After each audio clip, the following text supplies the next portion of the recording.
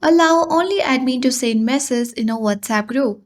Hi everyone, welcome back to our channel.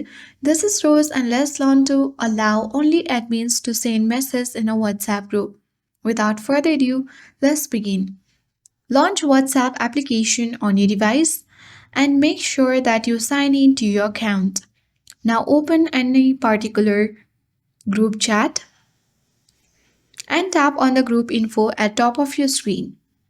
Make sure you are the admin of the group, then only you will be able to make changes on your admin.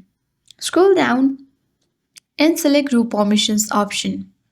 Here you can see different options. Simply you need to turn the option for send messages, and with that this will allow only admin to send messages in a WhatsApp group but not other members.